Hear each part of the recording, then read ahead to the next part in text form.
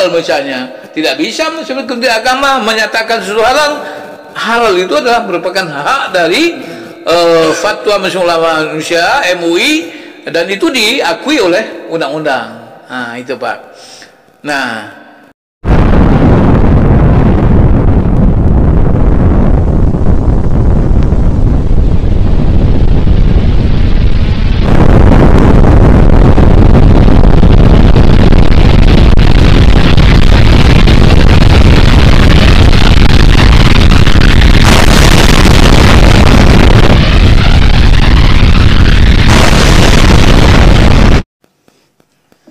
Assalamualaikum warahmatullahi wabarakatuh. Alhamdulillah, kembali bersama saya Zulkarnain El-Maduri.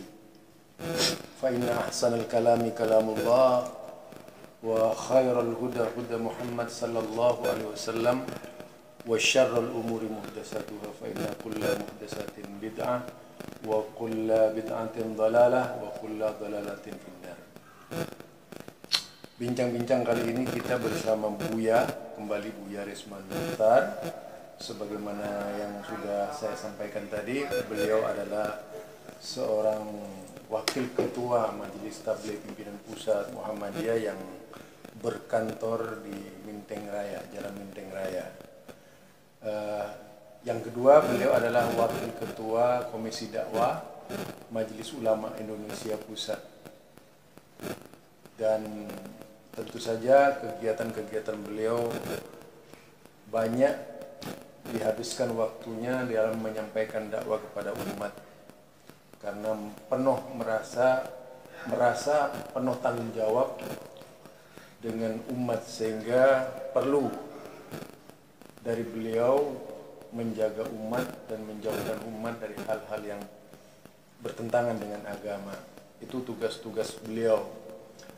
Nah, ini perbincangan kali ini yang akan diangkat temanya berkaitan dengan ulil amri, karena memang seringkali kita menggunakan kata ulil amri tidak tepat.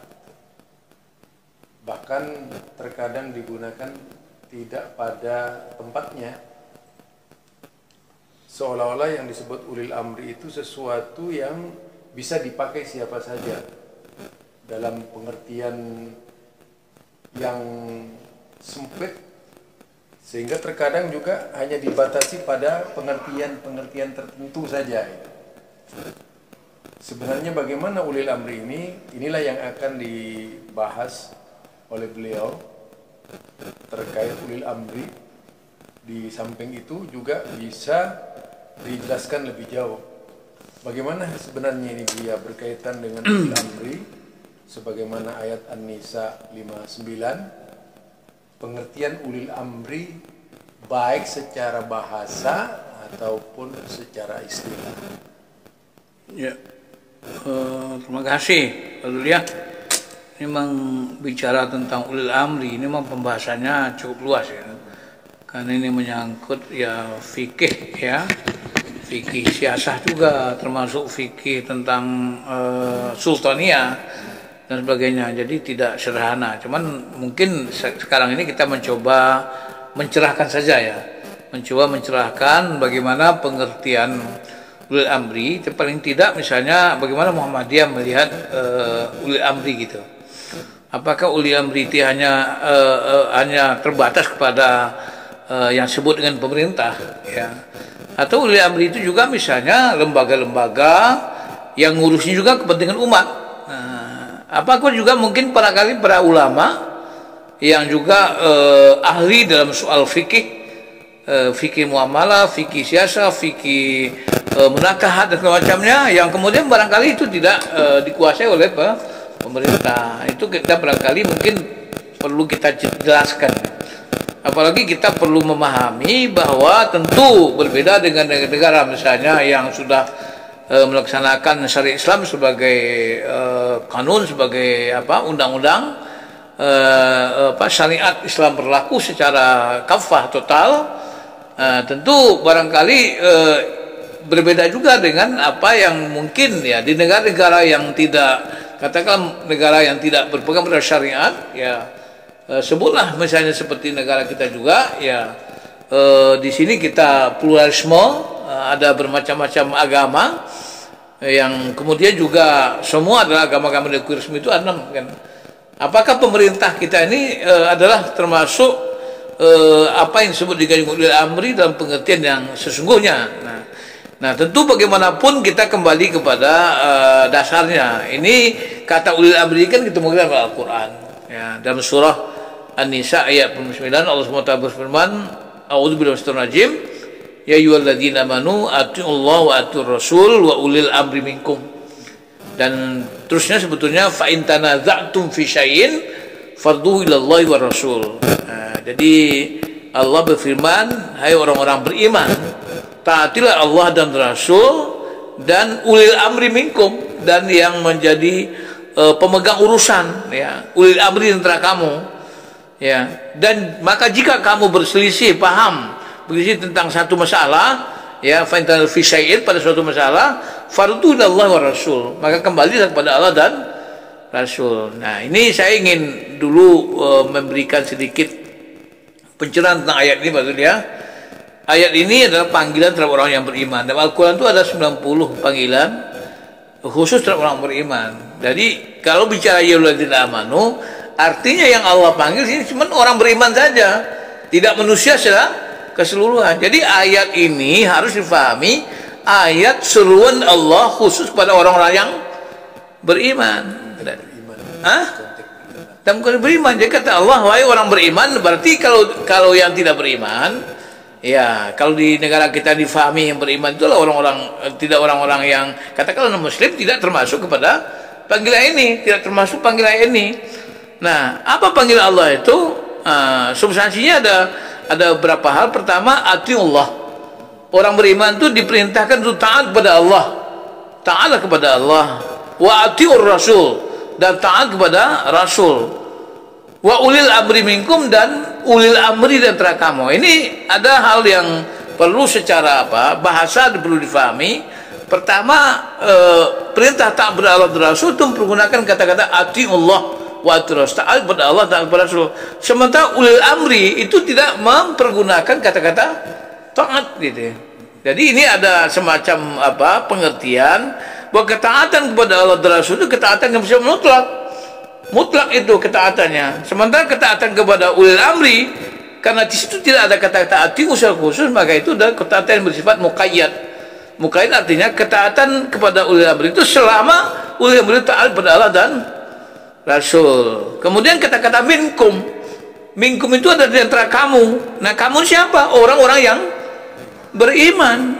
Nah, jadi orang-orang yang beriman dipanggil, diperintah taat kepada Allah dan Rasul, dan juga diperintah taat kepada ulil amri di antara kamu. Ya, lalu kemudian ayat selanjutnya dikatakan fa in tanaza'tum fi syai'in.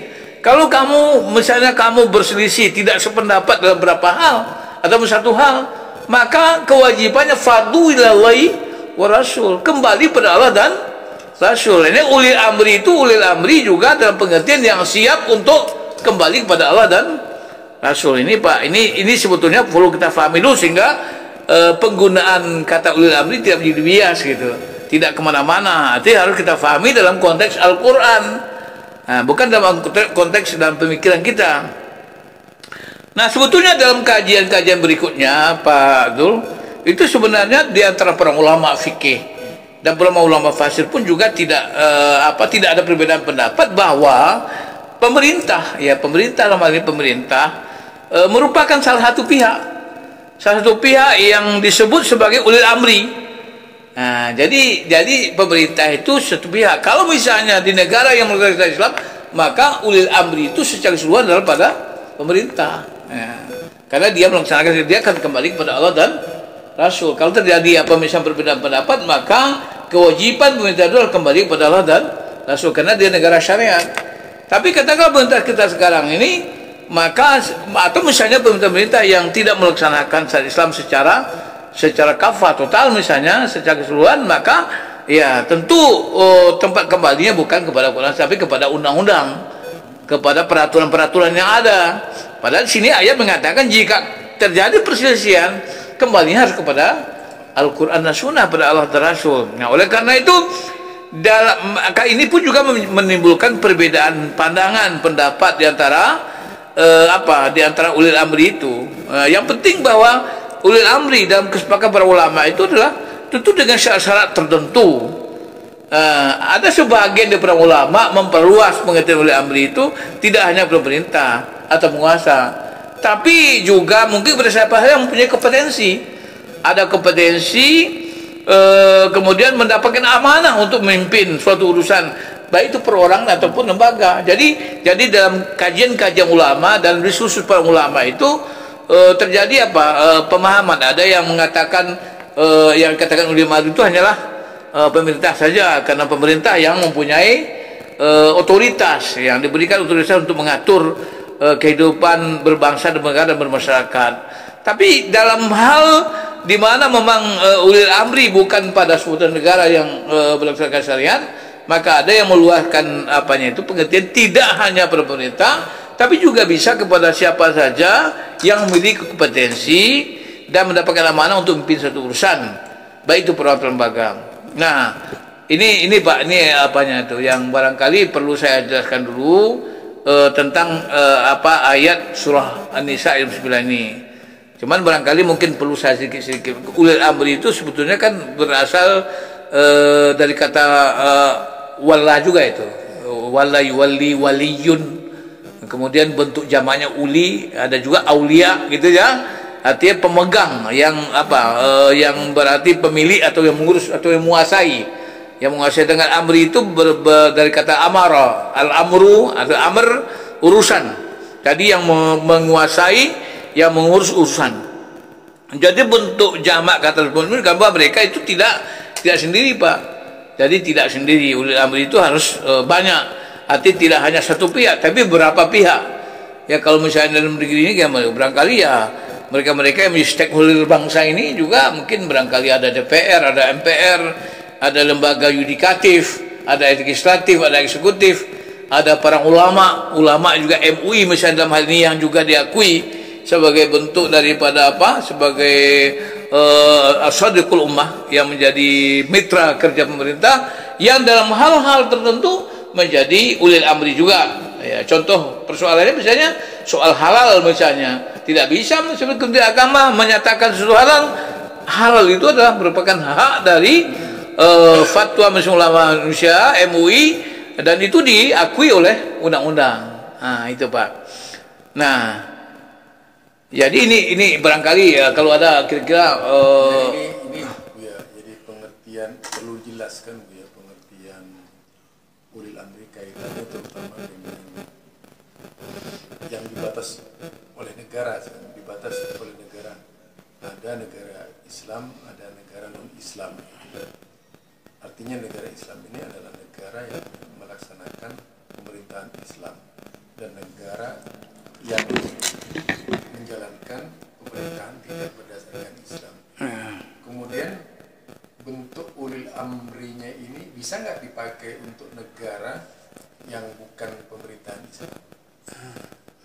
Ya, jadi begini. Jadi kalau kita ingin menjelaskan bagaimana ulil amri dalam perspektif Muhammadiyah ya, tentu kita banyak sedikitnya merujuk kepada apa yang pernah dijelaskan oleh pengurus pimpinan pusat Muhammadiyah yang waktu itu Pak Yunarias sebagai juga wakil ketua MUI dan juga wakil ketua dari pimpinan pusat Muhammadiyah yang bidangi tajdid dan pemikiran Islam, tabligh juga. Dia pernah menjelaskan begini, pemerintah adalah ulil amri dalam bidang-bidang yang ditugaskan dan menjadi wewenang mereka, misalnya menetapkan undang-undang dan urusan-urusan lainnya. Jadi pemerintah adalah ulil amri dalam bidang-bidang yang menjadi tugas pemerintah, yang menjadi kewenangan dan menjadi kekuasaan pemerintah. Nah, misalnya menetapkan undang-undang dan urusan lainnya seperti legislatif merancang undang-undang, kemudian nanti menetapkannya adalah pada sisi lain menurut Ibnu Abbas. Walaupun pemerintahan bukan Islam. Jadi itu pemerintah. Menurut Ibnu Abbas, ulil amri itu menurut ini masih ya dijelaskan oleh Pak Yunhar ini adalah ahli fikih dan agama. Ya, ahli fikih dan agama. Itu yang dikatakan ulil amri karena mereka yang tahu dengan masalah fikih. Karena tidak mungkin ulil amri itu orang yang tidak punya ilmu tentang tidak punya kompetensi dalam soal ilmu fikih. Bagaimana dia kemungkinan menjadi ulil amri? Menurut Mujahid, Atha dan Abu Al-Aliyah serta Hasan Al-Basri, ulil amri itu adalah ulama. Hah? Ulil amri itu kita kan ulama, tidak sayangan, tapi ulama itu adalah ulil amri. Kalau sekarang ini, ya katakanlah di Indonesia ini direpresentasikan oleh majelis ulama. Nah, menurut Ibnu Katsir sendiri dalam tafsirnya itu dijelaskan, ulil amri itu mencakup keduanya, umara dan ulama, begitu Pak. Nah, ini kalau kita lihat di pengembangannya cukup bagus ini. Ini sebetulnya pengayaan, pencerahan dalam soal ulil amri ini. Seperti misalnya Muhammad Abduh misalnya. Muhammad Abduh itu memberikan apa? Memberikan rumusan. Ulil amri jamaah ahli wal aqdi dari kaum muslimin. Jadi ini semacam perwakilan yang ditunjuk oleh yang disepakati oleh kaum muslimin, maka itu disebut dengan ahli wal aqdi dari kaum muslimin.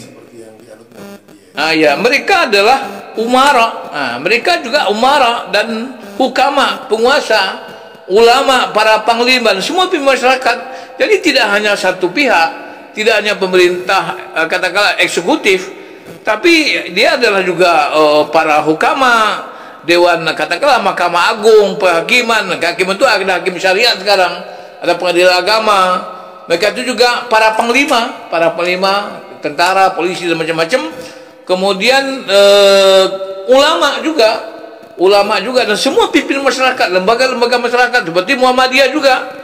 Jika mereka semua sepakat Pak tentang satu urusan, maka kita semua wajib mematuhinya. Jadi artinya ulil amri itu tidak hanya satu, tapi merupakan kolaborasi dari pemerintah dan lembaga-lembaga yang ada. Itu. Jadi itu disampaikan, ditulis oleh As-Said Muhammad Rashid Ridho dalam tafsir Al-Manar. Itu jelaskan ketika menjelaskan surah An-Nisa ayat 50.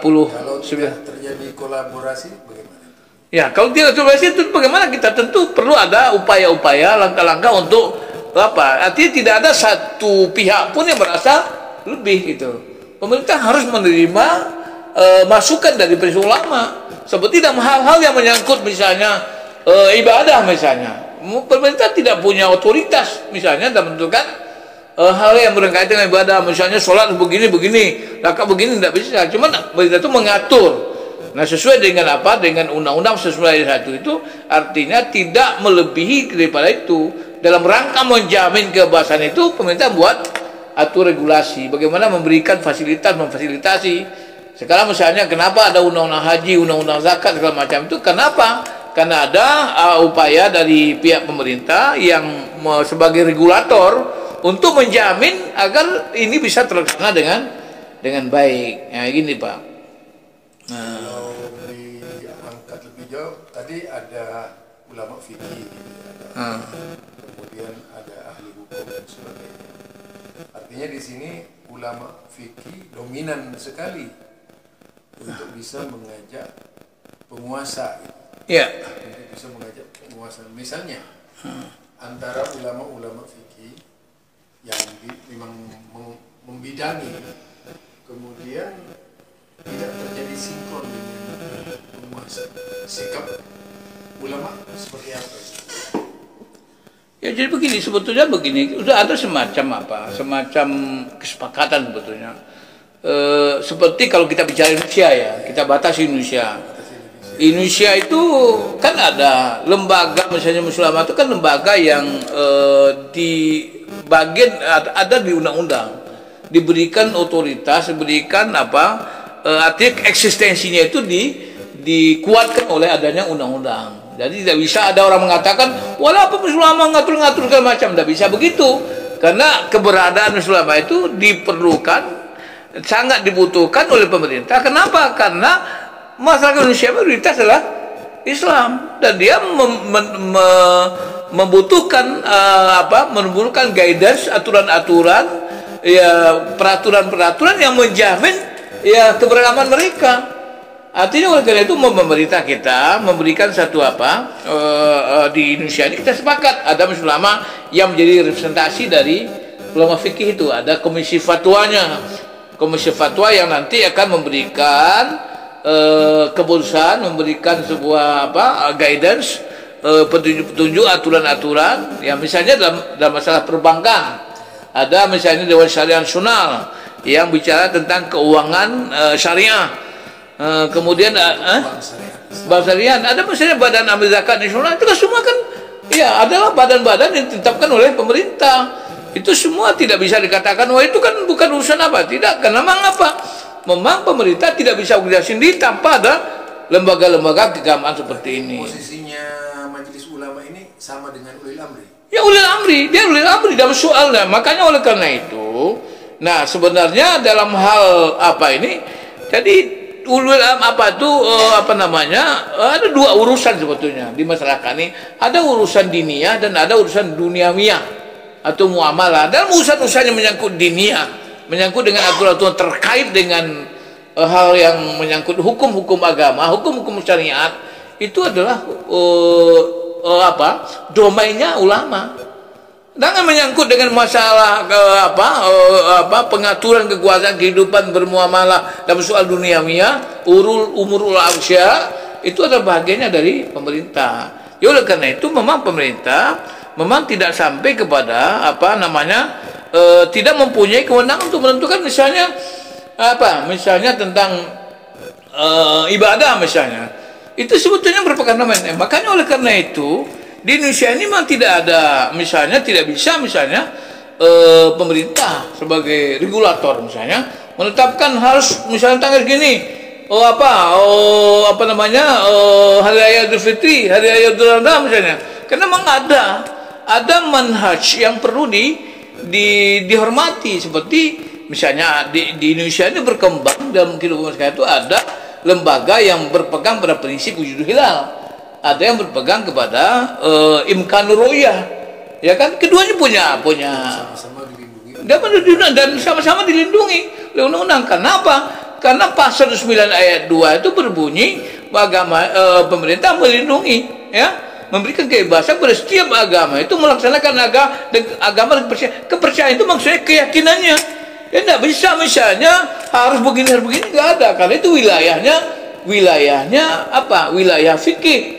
Wilayah fikih itu misalnya tidak bisa dicampuri sampai urusan itu kepada yang sedalam itu oleh pemerintah, karena undang-undang tadi itu membenarkan perbedaan gitu Bu ya. Ya, membenarkan perbedaan, dan itu jangankan perbedaan dalam kalangan umat Islam sendiri, perbedaan agama pun dibenarkan. Makanya di Indonesia ini ya. Kalau kaitannya dengan ulil amri berarti perbedaan antar ulil amri. Kalau berkaitan dengan ulil amri, perbedaan antar ulil amri? Iya, bisa saja Pak, misalnya dalam soal ibadah di Muhammadiyah itu ulil amrinya Muhammadiyah.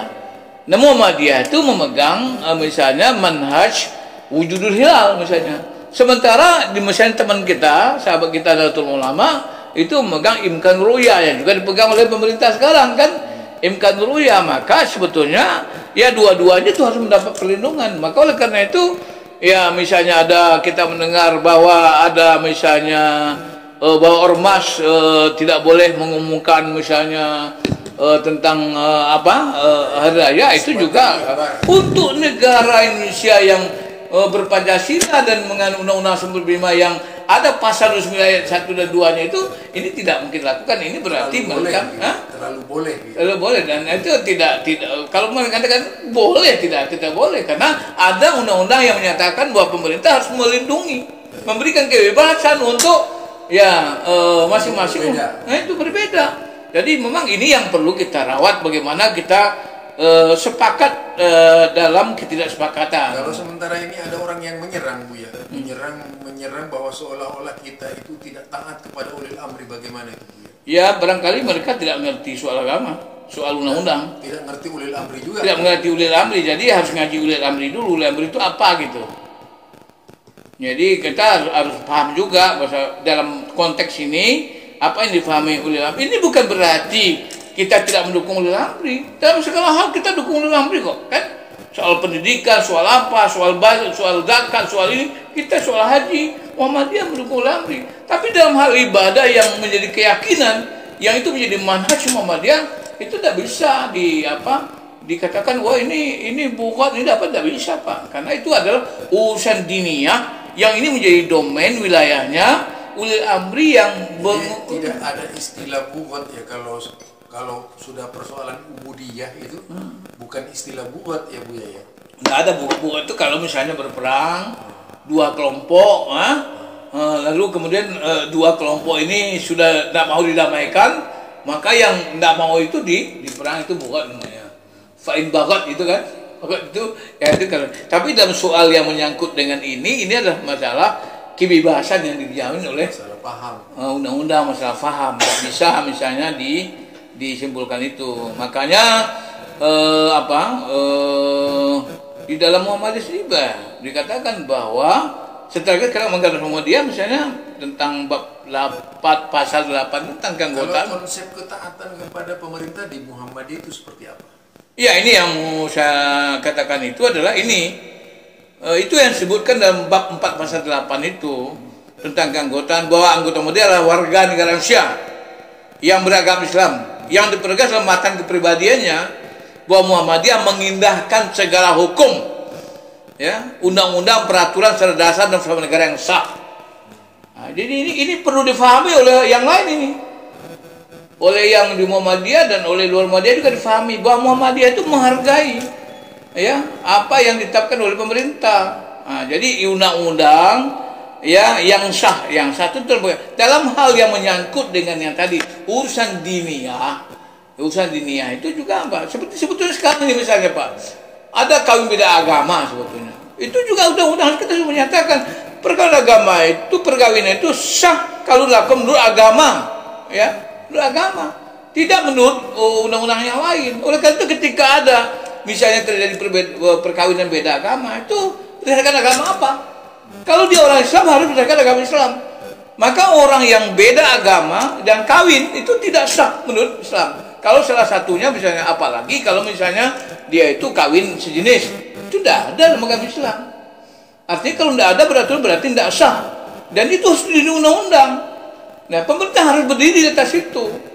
Tidak kemudian mencari apa? Sekarang gimana Bu? Sikapnya menghadapi perbedaan agama ini ketika di masalah pernikahan ini kan paling banyak kasus di Indonesia ini.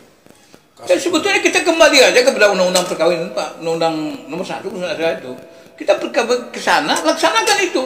Karena itu sudah hasil daripada undang-undang dibuat oleh Dewan Perwakilan kita. Dan itu harus artinya semua pihak, termasuk regulator, pemerintah siapapun, termasuk rakyat, masyarakat, lembaga, organisasi dakwah segala macam harus melaksanakan itu. Nah, kita tanya aja kepada undang-undang, ada nggak di undang-undang itu aturan begitu? Kalau nggak ada ya berarti itu melanggar undang-undang. Ini masalahnya ada perorangan individu yang menyerang seperti Majelis Ulama gitu, bahwa Majelis Ulama ini seolah-olah bertindak sewenang-wenang dengan mengharamkan perkawinan campur agama itu. Wah, itu yang tidak paham. Jadi sewenang-wenang itu apa? Urusan mutakahat itu urusan agama, urusan diniyah. Ya, yang kewenang itu terletak pada ulama, pada lembaga-lembaga, dan kemudian secara bernegara pun sudah ada undang-undangnya. Dan coba ke sana aja lah. Coba lihat di nona ada nggak itu di apa itu di undang-undang perkawinan itu, undang-undang nikah beda agama ada nggak? Berarti kalau ada orang yang ingin melakukan itu berarti dia bertentangan dengan yang harus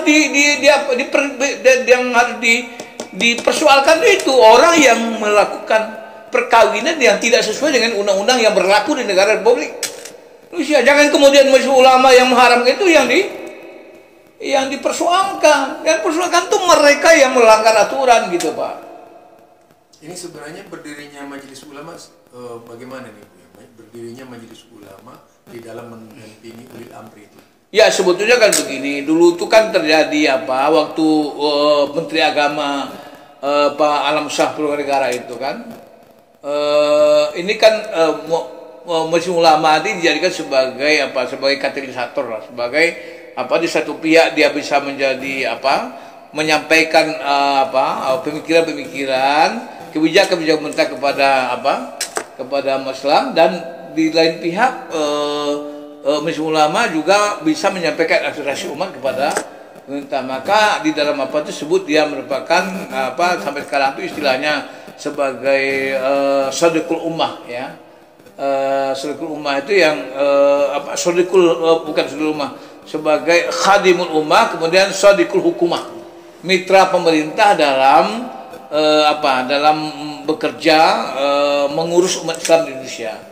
Dan oleh karena itu ya Majelis Ulama itu yang mempunyai otoritas di bidang lembaga pengawas syariah, di bidang fatwa-fatwa yang lain, sehingga DSN itu, Dewan Syariah Nasional, yang membuat peraturan-peraturan yang menyangkut dengan produk-produk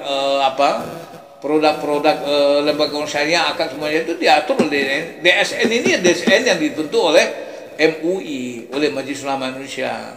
Ya sebetulnya dulu LPPOM juga begitu, ada LPPOM, kemudian ada Komisi Fatwa, tapi kemudian kan dulu itu kan hal-hal Majelis Ulama. Nah, tapi kemudian pada beberapa tahun yang lalu 2014 kalau nggak salah itu kan ada undang-undang yang menyangkut dengan produk jaminan halal. Kemudian kan baru berlaku sekarang itu BPJPH. Orang yang merongrong Majelis Ulama itu sekarang tidak sedikit. Wah itu kalau ada yang merongrong Majelis Ulama itu jelas nggak benar. Majelis Ulama ini lembaga resmi kok, lembaga resmi yang itu sebetulnya mendapat juga bantuan-bantuan pemerintah dan hibah pemerintah, termasuk Majelis Ulama Pusat, termasuk Majelis Ulama DKI. Saya kan juga wakil ketua MUI DKI Jakarta. Dan itu apa yang dilakukan oleh Majelis Ulama itu adalah merupakan sebagai mitra pemerintah dalam hal yang menyangkut pembinaan moral, pembinaan keagamaan, seluruhnya itu adalah menjadi bagian dari program ulama dalam membantu pemerintah mewujudkan masyarakat yang masyarakat yang sejahtera itu. Ada keinginan kelompok tertentu yang menginginkan Majelis Ulama bubar. Itulah yang Islamofobia namanya. Mereka itu jelas mereka sebetulnya kalau ada yang begitu berarti kita khawatir orang-orang itu orang-orang yang tidak menginginkan Islam itu ada di Indonesia ini. Ya, kalau saya mau mengatakan kalau ada orang yang sudah tidak menginginkan lagi, tidak menghendaki adanya kehidupan keberagamaan yang baik di Indonesia, itu artinya orang-orang yang anti agama. Bukan hanya anti Islam, bukan hanya Islamofobia, tapi ini namanya agamofobia namanya. Orang yang anti agama itu apa? Ya jelas ini agamofobia. Ini bukan Islamofobia saja. Ini yang namanya agamafobia. Kalau agamafobia berarti kalau anti agama berarti itu adalah tidak beragama. Kalau itu ateis, itu komunis dong, begitu. Dan kita harus hati-hati. Ya, adanya ide-ide, isu-isu dan pikiran-pikiran yang sebetulnya ingin mendegradasi peran-peran ulama, peran-peran ulama dalam kehidupan bermarga berbangsa. Ini pertama, orang ini adalah orang yang ahistoris, orang yang tidak ngerti sejarah bahwa bangsa ini dibangun ya di atas perjuangan umat Islam. Jadi orangnya orang-orang intelektual Islam yang menginginkan Majelis Ulama itu bubar. Saya ingin mengatakan begini, Pak. Orang-orang katakanlah profesor, doktor. Dia profesor doktor dalam bidang-bidang agama ilmu tertentu, Pak. Mungkin dia profesor ilmu lain, sosiologi macam-macam, sejarah macam-macam, tapi dia belum tentu dia profesor di bidang agama. Dia nggak ngerti Quran, baca Qurannya dan nggak bisa dia. Jadi nggak bisa kita tentukan ukurannya. Profesor di bidang apa, kementerian siapa? Ya. Apalagi nggak pernah ngaji. Nggak pernah ngaji. Seperti kemarin ini ada yang ada profesor itu, yang profesor juga yang menyatakan bahwa ada tuh di Kalimantan itu kan, Institut Kalimantan itu yang kemarin ini bahwa ada yang kasusnya juga ya itu ada Pak yang bahwa mengatakan orang yang pakai macam itu orang yang yang sudah tidak terpengaruh dengan manusia gurun, karena kan ada semacam pelecehan bidang itu.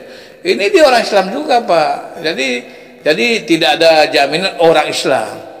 Padahal para nabi ini kan dari gurun semua, Bu ya. Iya, dari gurun semua. Nggak ada yang nggak dari gurun, Iya, kalau kita mau mengaku itu sebetulnya manusia ini kan sebetulnya orang gurun semua, Pak. Iya, saya tanya sekarang ini, kalau dia orang Islam siapa? Siapa kakek moyangnya? Nenek moyang siapa? Apa nih moyangmu, monyet? malah dari hutan, Dari gurun itu, dari apa? Hawa, Adam dan Hawa itu kan orang bertemunya di gurun, Pak. Padang Arafah. Jadi saya bilang sama orang itu, orang Padang dia itu. Padang Arafah dia. Orang Padang dia Pak itu. Ketemunya di Padang. Jadi di Padang Arafah itu. Nah, kita yakin semua agama-agama, kata agama-agama Samawi, ada istilah Samawi. Semua yakin bahwa kita itu berasal dari Adam. Makanya kita sebut dengan Bani Adam. Kalau kita menyatakan kita ini menjelek-jelekkan atau menganggap enteng, meremehkan orang gurun, ada dengan kata-kata gurun, manusia gurun, atau kemungkinan itu ingin menghapus istilah ulil amri terhadap majelis ulama, ya bisa juga, karena bisa juga nanti ujung-ujung dari kekuasaan itu kan tidak ada yang punya kekuasaan yang lain kecuali hanya satu, kan gitu. Tapi itu kan tidak mungkin selama kita ini masih berdasarkan Pancasila dan Undang-Undang Dasar 1945. Insya Allah tidak ada itu. Itu berarti kita melanggar undang-undang dan mengkhianati sejarah. Apalagi Pancasila itu hadiah umat Islam, kan? Dan tidak itu hanya, Pak. Di Undang-Undang 1945 itu dinyatakan negara berdasarkan ketuhanan Maha Esa, bukan berdasarkan Pancasila, Pak. Bismillah lah. Iya, pasal 29 ayat 1 itu menyatakan dengan tegas negara berdasarkan ketuhanan yang Maha Esa. Kalau dia misalnya mendegradasi peran Tuhan, itu peran agama kehidupan, berarti dia telah mengkhianati pasal 9 ayat 1 Undang-Undang Dasar 1945. Ini orang ini harus dipertanyakan keinunsiaannya. Gitu, Pak. Jangan-jangan mereka yang bukan NKRI. Itu, Pak. Jadi saya kadang-kadang miris juga mendengarkan harga mati. Umat Islam tidak begitu, Pak. Bukan harga mati-matian memperjuangkan dan mempertahankan NKRI, bukan hanya harga mati. Buat apa dibuat spanduk harga mati, diminta berjuang aja nggak mau, malah lari. Nah, itu, Pak. Jadi umat Islam itu bukan harga mati, tapi mati-matian dalam memperjuangkan dan mempertahankan negara kesatuan Republik Indonesia. Nah, gitu, Pak. Ya, sejarah akan menunjukkan, Pak. Ketika kita misalnya waktu itu ada Undang-Undang Dasar Republik Indonesia Syarikat, yaitu merupakan hasil dari pengaruh dari Belanda juga, karena ingin memecah negara ini menjadi negara-negara syarikat. Kemudian waktu itu siapa yang mengajukan mosi kembali kepada NKRI, Pak? Siapa, Pak? Muhammad Nasir. Itu adalah ketua Masyumi yang menjadi Perdana Menteri waktu itu, yang dengan mosi dia kembali pada NKRI itu adalah Muhammad Nasir. Itu adalah merupakan perjuangan daripada Muhammad Nasir. Kabinet Muhammad Nasir waktu itu menetapkan kembali negara kesatuan Republik Indonesia. Oh, bukan, Pak. Jadi artinya begini, Pak. Anak-anak muda sekarang mereka itu baca sejarah lah gitu. Yang kemudian ingin hanya mengambil ketika di ujung-ujung ngambil keuntungan, tapi di pangkalnya tidak mau berjuang gitu. Ya, kelompok Islam liberal sekarang ini, ya, sikapnya itu terhadap keberadaan umat Islam yang berpegang teguh kepada nilai-nilai NKRI yang seutuhnya tadi, terutama ketuhanan yang Maha Esa, ya, itu kan juga ditafsirkan oleh kalangan ulil amri, majelis ulama dan sebagainya. Iyalah. Ulama-ulama dan sebagainya. Ya. Nah, menghadapi muda liberal yang seperti ini nih, sikap kita bagaimana ini, kaum liberal? Nah, jadi begini, Pak, karena kita ini masih tabligh, tentu bagaimanapun kita harus berkewajiban menjelaskan prinsip-prinsip beragama dalam Muhammadiyah itu. Ya, kenapa saya katakan begitu? Memang mereka itu barangkali tidak paham, apalagi kalau liberalisme yang menjadikan akal, ya, menuhankan akal, artinya menjadikan akal menjadi sumber kebenaran. Nah, sementara merelatifkan ya kebenaran yang mutlak, itu kan sebetulnya mereka tidak paham itu. Mereka tidak paham tentang. Jadi ini sebetulnya menurut saya adalah merupakan tanggung jawab dan kewajiban kita sebetulnya untuk berdakwah kepada kelompok-kelompok milenial ini. Mereka barangkali tidak pernah mempelajari, mendengarkan dan segala macam yang secara sungguh-sungguh tentang prinsip-prinsip Islam itu seperti apa. Jadi mereka ini perlu kita dakwahi, perlu kita ajak untuk diskusi. Kepada generasi muda. Ya, saya rasa begitu Pak. Artinya begini, ini harus ada pembinaan, misalnya sistem atau materi-materi pelatihan-pelatihan, pembinaan-pembinaan baik di organisasi angkatan muda itu harus betul-betul Muhammadiyah yang menjadi organisasi induk. Itu organisasi otonom Pak. Organisasi itu harus bertanggung jawab tentang bagaimana mengawal akidah mereka, menanamkan prinsip-prinsip keyakinan dalam sesuai dengan prinsip-prinsip Muhammadiyah, sesuai dengan matang keyakinan cita hidup Muhammadiyah, sesuai dengan prinsip-prinsip ya katakanlah kita perjuang Muhammadiyah, sesuai dengan apa? Dengan pedoman hidup Islami warga Muhammadiyah. Kalau ada orang Muhammadiyah nyumpal dari Muhammadiyah bagaimana? Nyumpal maksudnya? Artinya lepas dari. Ya nggak apa-apa. Sebetulnya begini Pak. Sebetulnya kalau dia yang rusaknya itu begini Pak. Dia mengaku Muhammadiyah tapi tidak taat kepada aturan itu yang rusak. Tapi betul-betul dia nggak mau ya dia keluar dari Muhammadiyah.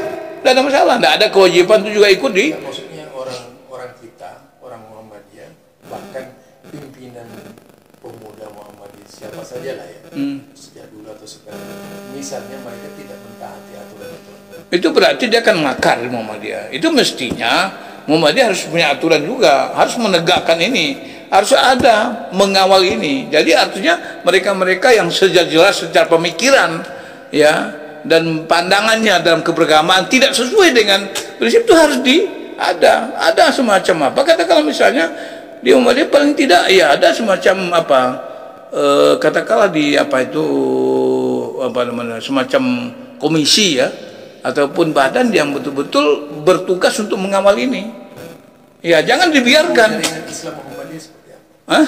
Seperti misalnya isu jaringan Islam Muhammadiyah, jaringan liberal jaringan Islam liberal Muhammadiyah. Nah, dan itu yang kemudian sebetulnya itu yang saya katakan. Mesti di Muhammadiyah ini ada satu badan, kalau itu sebenarnya kalau sekarang ini yang bertugas untuk itu adalah masih tarjih. Karena tarjih itu adalah pemikiran ya tarjih dan pemikiran Islam kan begitu.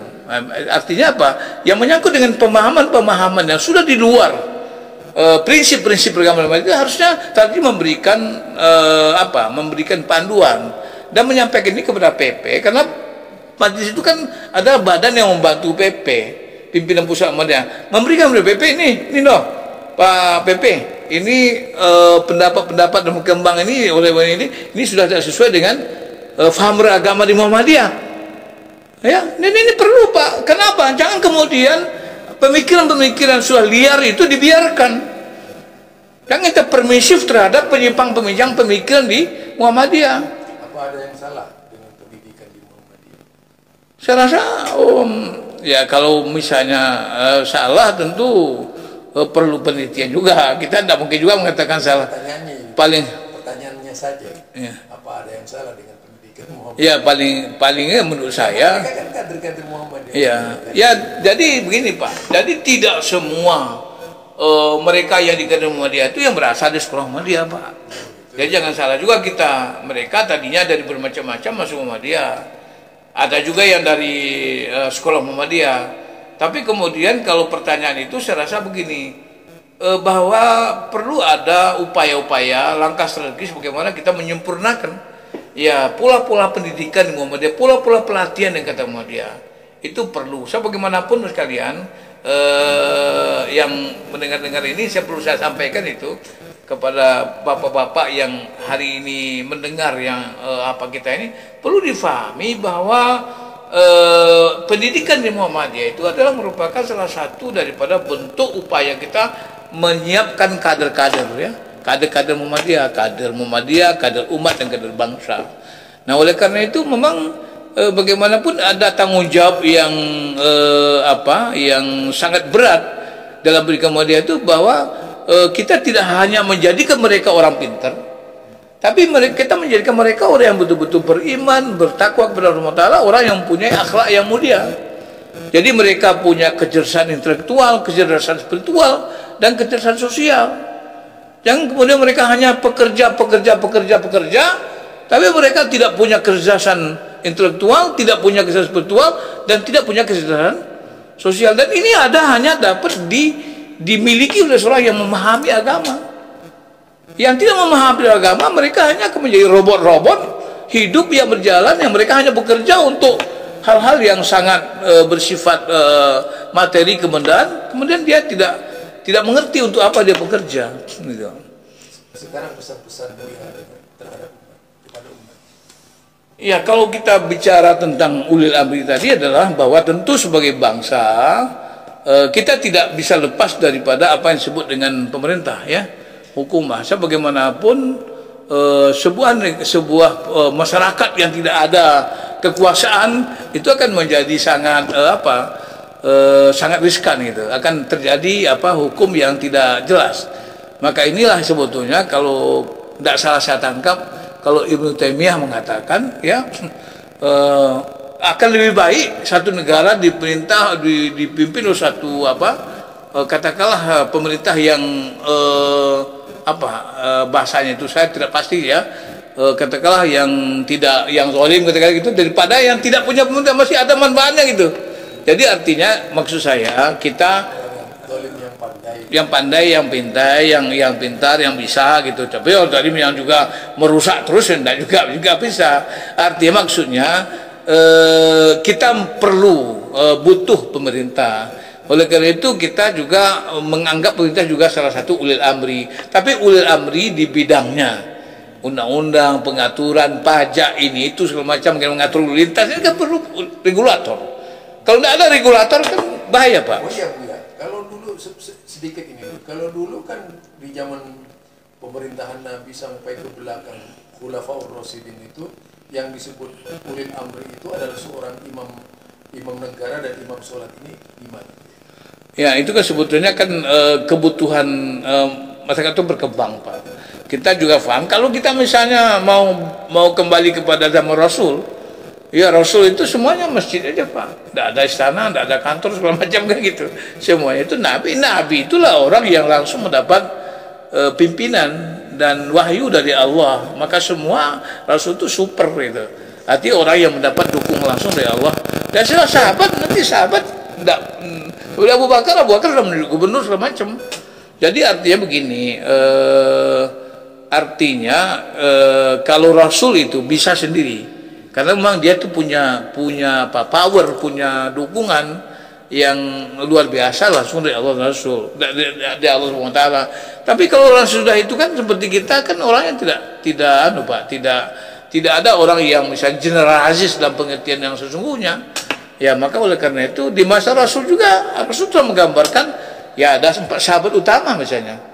Ada 4 sahabat utama, Rasul, Abu Bakar, Umar, Utsman, dan Ali. Dan itu mempunyai masing-masing punya keutamaan. Kebijaksanaannya, kearifannya Abu Bakar, keberanian dan ketegasannya seperti Umar. Utsman bin Affan kemampuannya dalam mengelola kekayaan, dan dia orang kaya dan menyangkut ekonomi. Ali bin Abi Thalib adalah seorang sumber ilmu. Dan ini betul-betul saya gambarkan dalam bagaimana Rasul telah membangun sebuah sistem. Di situ ada perlu orang yang bijaksana, perlu orang yang berani tegas, perlu orang yang bisa mengatur ekonomi, perlu orang yang menjadi pengembang ilmu pengetahuan, dan itu seterusnya, Pak. Dan itu kan karena ini menyangkut dengan bab muamalah, itu kan menyangkut dengan perkembangan masyarakat. Ya, yang penting kan ada dalam soal muamalah itu, ya, ada koridor, ada batasan-batasan. Jadi kata Allah SWT, tilka hududullah fala ta'taduha. Inilah koridor, batas-batas tentuan Allah, fala ta'taduha. Jangan kalau itu menyangkut dengan muamalah, sehingga dikatakan ya urusan negara itu boleh semua sepanjang itu tidak dilarang, kan begitu, Pak. Jadi tutupnya itu aja, Pak. Jadi mari kita saling bekerja sama, masing-masing harus betul-betul bisa menghargai, ya, bisa menghargai peran dari fungsi masing-masing. Untuk Indonesia saya katakan bahwa ulil amri tidak hanya pemerintah, tapi juga bisa lembaga-lembaga dakwah, dan diantaranya juga majelis ulama Indonesia yang menjadi representasi dari umat Islam, lembaga-lembaga Islam yang berkumpul di majelis ulama. Oleh karena itu juga dalam hal tertentu lembaga-lembaga dakwah seperti Nahdlatul Ulama, Muhammadiyah juga menjadi ulil amri, ya, yang memegang urusan-urusan di antara ya anggota-anggota yang mereka pimpin yang mungkin skala juga nasional. Oleh karena itu kekompakan, kesepakatan dan saling menghargai antara satu pihak dengan lain pihak harus menjadi syarat untuk kebersamaan kita ke depan dalam membangun bangsa ini. Terima kasih, mudah-mudahan ada manfaatnya. Wassalamualaikum warahmatullahi wabarakatuh. Waalaikumsalam.